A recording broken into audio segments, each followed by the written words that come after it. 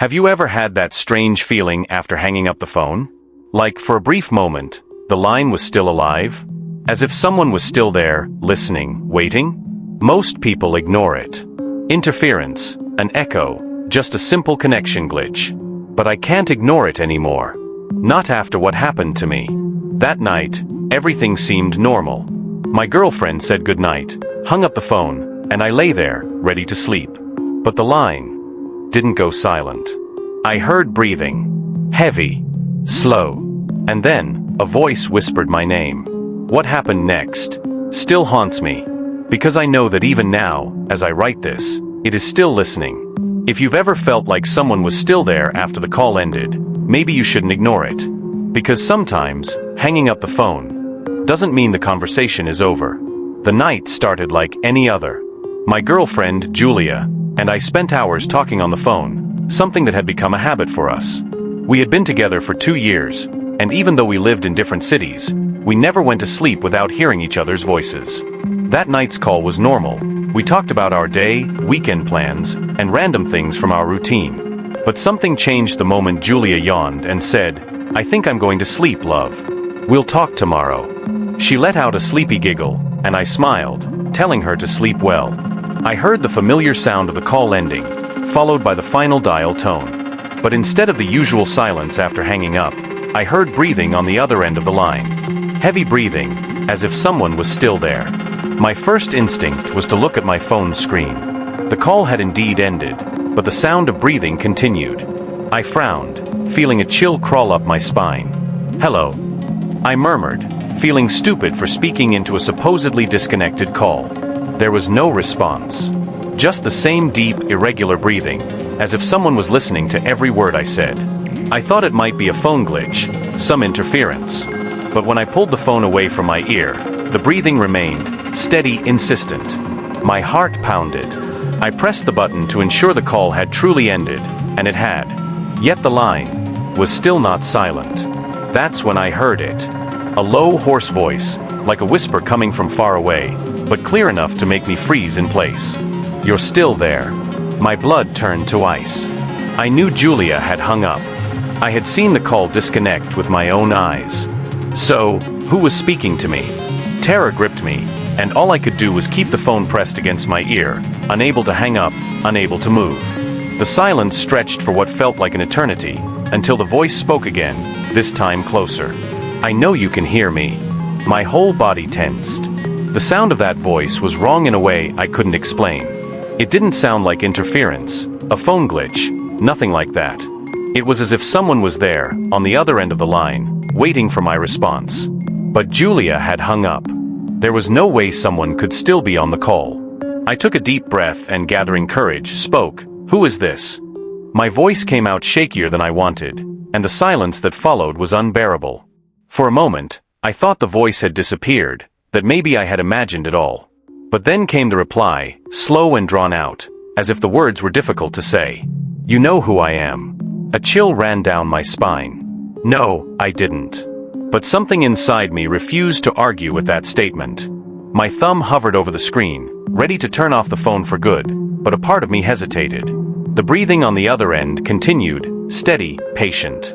A weight settled in my chest, a primal fear I couldn't justify. And then once again, the voice spoke. "Hanging up won't help." My finger froze before I could press anything. The tone wasn't aggressive, nor threatening. But there was an absolute certainty in that sentence, as if it were an undeniable fact. "I'm with you."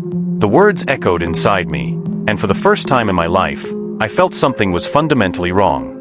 I stood up from my bed, stepping away from the phone as if that could sever whatever was happening.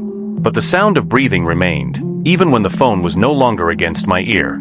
My chest rose and fell rapidly, my mind scrambling for a rational explanation. Maybe a line issue, maybe my tired mind playing tricks on me. But then I realized something that made me hold my breath. The sound of breathing wasn't coming from the phone anymore. It was inside my room. My body froze. A chill ran down my spine, and a growing panic spread through my chest. The phone was still in my hand, but now it felt insignificant.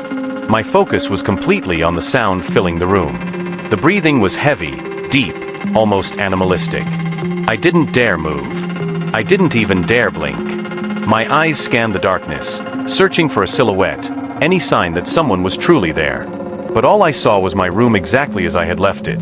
The door closed, the window locked, the faint light from a hallway seeping under the door. Nothing seemed out of place, except for the fact that I was not alone. I tried to rationalize. Maybe it was just my mind playing tricks on me, a strange echo from the call, something explainable. But then the breathing changed. Before, it had been just a steady, distant sound. Now, it was moving. It was as if the thing, whatever it was walking around the room. The sound grew closer, then drifted away. I wanted to run, to get out, to turn on all the lights, to scream for help. But my body wouldn't obey. I felt a presence around me, something invisible but undeniably real. My ears caught every detail of the breathing, the roughness, the uneven rhythm, the faint crackles, as if something was trying to make a sound beyond just breathing. Then I realized the worst part. The breathing wasn't just moving around the room. It was getting closer to me. My heart pounded so violently it felt like it would burst inside my chest. My fingers trembled as I gripped the phone tighter. I didn't know what to do. And then, right next to my ear, a voice whispered, soft but absolutely clear, "Why don't you hang up?" Terror consumed me. I wanted to scream, wanted to run, wanted to do anything. But somehow I knew, hanging up wouldn't change a thing. My instincts screamed for me to do something. Run, turn on the light, pray, anything. But I remained frozen, feeling the air around me grow heavier, denser, as if something invisible was creeping closer inch by inch. The voice, that cold and intimate whisper, still echoed in my mind. "Why don't you hang up?" My hands trembled, and I looked at my phone, seeing the screen dark. There was no active call, no sign that anyone was there. But I heard it. I felt it. Something was with me. The breathing continued, closer than ever. And then, something touched my shoulder. It was light, almost imperceptible, but real. A shiver ran down my entire body, and I finally managed to move. I jumped back, stumbling over the rug and nearly falling. The phone slipped from my hand, hitting the floor with a dull thud. My eyes darted around the room, my breath coming in panicked gasps. Nothing. There was no one there. But I knew I was wrong. I could feel it. There was something in the air, an invisible presence, a suffocating weight that made me want to bolt. But my legs felt weak, as if I was trapped in that oppressive atmosphere. Then, the phone vibrated on the floor. The screen lit up, and I saw the name on the incoming call. It was Julia. My heart lurched. Julia? But she had gone to sleep. With trembling hands, I grabbed the phone from the floor and answered. "Hello." My voice came out strangled, as if I was choking on my own fear. On the other end, silence. A thick, cold silence, filled only by the sound of breathing. My stomach twisted. It wasn't Julia. I knew it wasn't. Then, finally, the voice returned. No longer whispering. No longer distant. But loud and clear, as if it was inside my own head. "I told you not to hang up." My entire body bristled. That voice, it wasn't human. There was something wrong in the way the words were spoken, a distorted sound, almost as if more than one voice was speaking at the same time. Panic overtook me, and my first instinct was to hang up the phone, throw it away, end this once and for all. But I couldn't. My fingers trembled so much that I could barely press the screen. The breathing on the other end grew heavier, closer, as if the thing knew I was terrified. And then, as if reading my thoughts, it whispered, "There's no point in running." I let out a strangled gasp of pure fear, and in one abrupt motion, I hung up the phone. The screen went dark, and for a second, the breathing was gone. A momentary relief washed over me, but it lasted only a heartbeat. The instant I tried to step back, I heard it. Not through the phone, not from speakers or anything else, but inside my room. The same breathing, now louder, more labored, as if it was right next to me. A cold shiver ran down my spine, and the world seemed to spin around me. I didn't want to look. Something inside me screamed to keep my eyes locked on the floor, to not face whatever was there. But I couldn't help it. Slowly, with my breath hitching, I turned my head, and then I saw it. In the darkest corner of my room, where the dim hallway light didn't reach, something stood. A tall, gaunt shadow, its shape indistinct, as if the space around it was warping. But the eyes were the worst part. They glowed in a dull, colorless way, void of any humanity. And they were locked onto me. My heart pounded in my chest, and some part of me still tried to convince itself that this wasn't real. But then, the thing stepped forward. The floor creaked under its weight. And the voice echoed, now without needing a phone at all. "Now you see me." I wanted to run, scream, do anything. But my body wouldn't respond. It was like I was frozen, trapped in a state of absolute terror. The shadow remained still, unmoving, yet its presence filled the entire room. The air was thick, almost impossible to breathe. My chest rose and fell rapidly, as if I were suffocating. The worst part was that, even though it hadn't moved, I could feel it getting closer.